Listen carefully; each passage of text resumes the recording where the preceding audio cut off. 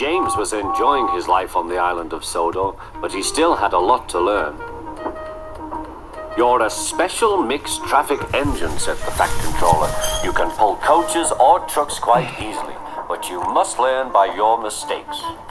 James knew what the Fat Controller meant. He could well remember that dreadful accident on his first day. "Be careful with the coaches, James," said Edward. "They don't like being bumped." Everyone came to admire James. "I'm a really engine," he thought, and suddenly let off steam. A shower of water fell on the Fat Controller's nice new top hat.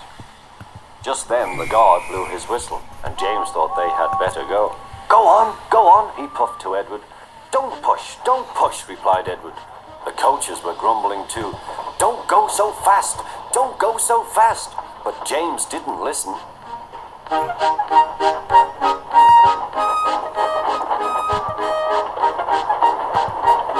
When at last they stopped at the next station, 2 coaches were beyond the platform. They had to go back to let the passengers out. But no one seemed to know about the Fat Controller's top hat, though James felt happier. Presently they came to the station where Thomas was waiting with his 2 coaches. "Hello, James," said Thomas. "Feeling better?" "That's right." "Oh, that's my guard's whistle. I must go. I don't know what the Fat Controller would do without me to run this branch line." And he puffed off his Edward and James passed the field where James had had his accident. The fence was mended and the cows were back again.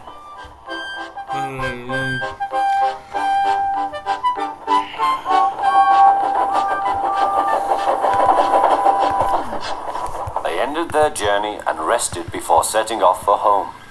James was still wondering what the Fat Controller would have to say about his top hat.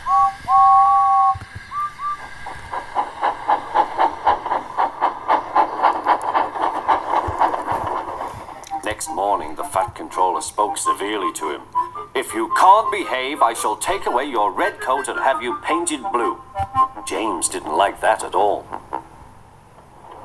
He was very rough with the grumbling coaches as he brought them to the platform. "Don't talk, come on," he called to them. "Gordon never has to fetch his own coaches," he thought to himself, "and he's only painted blue." To make James even more cross, this time no one came near him.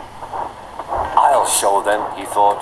"They think Gordon is the only engine who can pull coaches."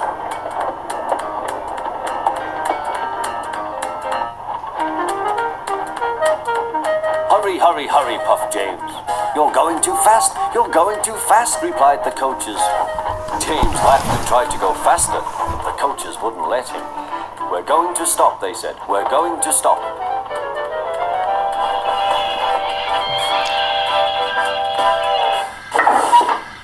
"What's the matter?" James asked his driver. "The brakes are hard on. Leak in the pipe, most likely. You've banged the coaches enough to make a leak in anything." "How shall we mend it?" said the guard. "We'll do it with newspaper and a leather bootlace," replied the driver.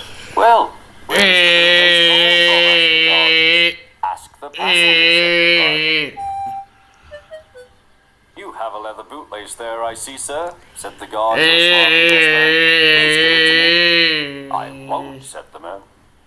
"Then," said the guard, "I'm afraid the train will just stop where it is." The passengers all said what a bad railway it was. Then they told the man how bad he was instead. Everyone was very cross. At last he handed his laces over. The driver tied a pad of newspaper tightly round the hole in the brake pipe, and James was able to pull the train.